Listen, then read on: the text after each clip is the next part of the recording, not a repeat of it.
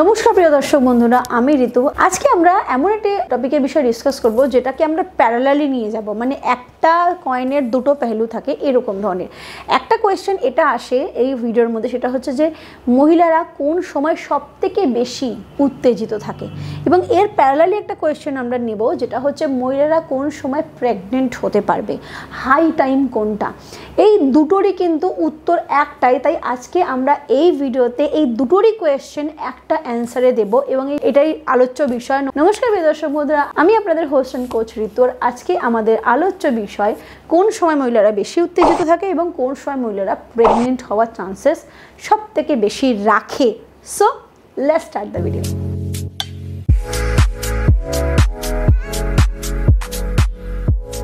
দেখুন, সাধারণত কি হয় যে মহিলাদের শরীরে এই যে উত্তেজনা বা এই যে কাম উত্তেজনা যেটা আমরা কথা বলি, সেটা সেই সময় পিক লেভেলে যায় ন্যাচারালি যখন একজন মহিলা ওভুলেশন পিরিয়ডে থাকে, মানে যখন একজন মহিলা প্রেগনেন্ট হওয়ার জন্য নিজেকে তৈরি করে। মহিলা তৈরি করে না, তার শরীর তৈরি করে। এটা গড ক্রিয়েটেড, ভগবানের দান, যে ভগবান তার শরীরে, কারণ পুরুষ সঙ্গীকে প্রেগনেন্ট হতে হয় না, পুরুষ সঙ্গীকে মা হতে হয় না, তাই তার শরীরের হারমোন লেভেল যেটা থাকে সেটা একেবারে লেভেলে থাকে, এক লেভেলে থাকে, যাতে সে প্রত্যেকবার একজন মহিলা সঙ্গীর কাছে যেতে পারে। এটা ভগবানের দান। ওই জন্য পুরুষ সঙ্গী সবসময় কিন্তু একজন মহিলার কাছে কাম বাসনার জন্য যায়, মহিলা কিন্তু খুব কম যায়, কারণ মহিলার শরীরে এটা একটা ঢেউয়ের মতন কাজ করে, কখনো ওপর কখনো নিচে। এবার যখন ওপরে যায় তখন তার শরীরের যে হারমোন যেটা তাকে প্রেগনেন্ট করতে হেল্প করে, তার শরীরে কাম উত্তেজনা তৈরি করে, যাতে সে পুরুষ সঙ্গীর সঙ্গে কাম বাসনায় লিপ্ত হতে পারে এবং প্রেগনেন্ট হতে পারে। এটা কিন্তু প্যারালালি চলে।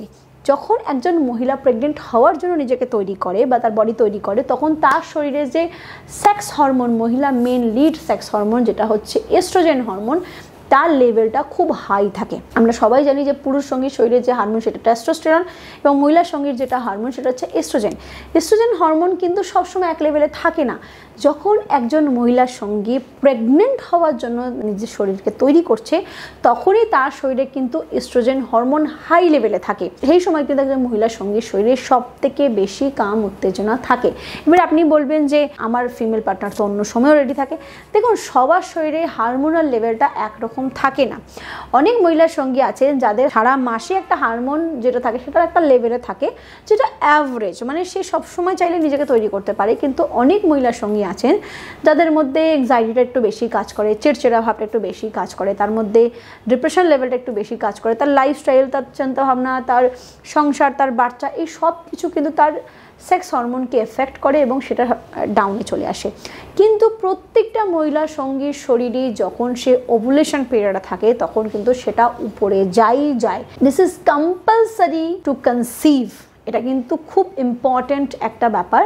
প্রত্যেকটা মহিলার সঙ্গে তার শরীরে হারমোন লেভেল যেমনই থাক, ওভুলেশন পিরিয়ডে কিন্তু সেটা আপার লেভেলে যায়, এটা কিন্তু কম্পালসারি। এবার তার মানে এটা কি হচ্ছে যে যখন একজন মহিলার সঙ্গে ওভুলেশন পিরিয়ডে আছেন তখন তার শরীরের কাম উত্তেজনা সব থেকে বেশি আছে। তাহলে আপনি একটা কোয়েশ্চেনের উত্তর পেয়ে গেলেন যে মহিলার সঙ্গে শরীরে কাম উত্তেজনা কোন সময় সব থেকে বেশি থাকে, যখন সে ফার্টাইল মোডে থাকে, মানে ওভুলেশন পিরিয়ডে থাকে, মানে প্রেগনেন্ট হওয়ার জন্য নিজেকে তৈরি করছে। এবং দ্বিতীয় কোয়েশ্চেন, কোন সময় মহিলারা প্রেগনেন্ট হওয়ার জন্য নিজেকে তৈরি করেন। Once again ovulation period, fertile mode. এটা কখন আসে এবার আমরা ডিসকাস করে নেব। এটা তখন আসে যখন তার শরীরে এগটা রিলিজ হচ্ছে, মানে ডিমটা রিলিজ হচ্ছে। সাপোজ টু বি, আমি আপনাকে একটা ক্যালকুলেশনের সাহায্যে বলছি যে আপনার ফিমেল পার্টনার 1 তারিখে পিরিয়ড তার এসেছে, যে কোনো মাসের 1 তারিখে, মানে ভেবে নিন যে আমি এই মাসেরটা যদি ডিসকাস করি, তাহলে এই মাসের 1 তারিখে বা যে কোনো মাসের 1 তারিখে ফিমেল পার্টনার পিরিয়ড হয়েছে তার। এবার কি হয়, এই ওভুলেশন পিরিয়ডটা সাইকেলের উপর ডিপেন্ড করে। যে ফিমেল পার্টনার 28 দিনের পিরিয়ড সাইকেল, তার শরীরে প্রবাবলি 13, 14, 15 এই 3 দিনের মধ্যে ওভুলেশন হতে পারে। যেই ফিমেল পার্টনারের 30 ডেজের ওভুলেশন পিরিয়ড, তার শরীরেও সেটা 2 দিন আরও বেড়ে যাবে, মানে 13 দিন থেকে 17 দিন। যেই ফিমেল পার্টনার 35 ডেজের সার্কেল, তার শরীরে এইটাও মোটামুটি 12-13 দিন থেকে 16-17 দিনের মধ্যেই থাকে। এবার কি হয়, যাদের ইরেগুলার পিরিয়ডটা, তাদের ক্ষেত্রে এটা প্রেডিক্ট করা একটু টাফ, কারণ তাদের ক্ষেত্রে ওভুলেশনেরও প্রেডিকশন করা খুব টাফ এবং পিরিয়ডেরও প্রেডিকশন করাটা খুব টাফ। আমরা মোটামুটি তাদেরকে নিয়ে চলবো যাদের রেগুলার পিরিয়ড আছে। মানে যদি আপনার ফিমেল পার্টনার 1 তারিখে পিরিয়ড তার এসেছে, মানে সে কিন্তু সব থেকে বেশি তার শরীরে কাম উত্তেজনা 10-11 তারিখের পর থেকে আসা শুরু করবে।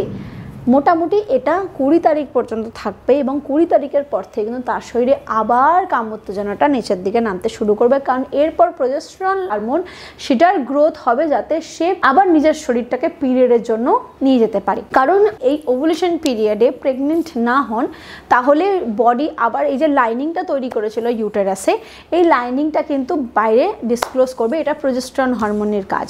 তাই যদি আপনি ফিমেল সঙ্গীর সাথে সবথেকে ভালো মুহূর্ত কাটাতে চান, আপনি চান যে আপনার ফিমেল পার্টনার এই টাইমে একেবারেই না করবে না এবং সবসময় আপনাদের মধ্যে একটা ভালো ঘনিষ্ঠ সম্পর্ক তৈরি হবে, তাহলে আপনি অবশ্যই ওভুলেশন পিরিয়ডের জন্য ওয়েট করুন। ওভুলেশন পিরিয়ডে ফিমেল পার্টনারকে তৈরি করুন, তাকে অ্যাপ্রোচ করুন এবং অবশ্যই এই সময় আপনি না জিনিসটা খুব কম পাবেন। কিন্তু এই ক্ষেত্রেও একটা জিনিস অবশ্যই মাথায় রাখতে হবে, যেটা পুরুষ সঙ্গী মহিলা সঙ্গীর ক্ষেত্রে সাইকোলজিক্যালি কাজ করে, সেটা হচ্ছে যে পুরুষ সঙ্গী কিন্তু যদি রেগে থাকে বা তার শরীরে যদি কোনো রকম মেন্টাল স্ট্রেস থাকে বা কিছু থাকে, তবুও কিন্তু সে সেক্সুয়ালি পারফর্ম করতে পারে। কিন্তু একজন মহিলা সঙ্গী যদি স্ট্রেস থাকে, তার যদি কারোর ওপর রাগ থাকে, সেটা যদি তার স্বামীর ওপর হয়, তার শরীরে কাম উত্তেজনা থাকা সত্ত্বেও কিন্তু সে শারীরিক সম্পর্কের জন্য রাজি হয় না। তাই সব সময়, বিশেষ করে এই ধরনের মুহূর্তে, যেই সময় আপনারা দুজন খুব ভালো মুহূর্ত কাটাতে চান, তারা একে অপরের থেকে ঝগড়ায় নিজেকে বিরত রাখুন, নিজের মেন্টাল স্টেটটাকে ভালো রাখার চেষ্টা করুন, নিজের ফ্যামিলি লাইফটাকে ভালো রাখার চেষ্টা করুন এবং চেষ্টা করুন দুজনের মধ্যে যাতে কোনো রকম অশান্তি ঝগড়া না হয়।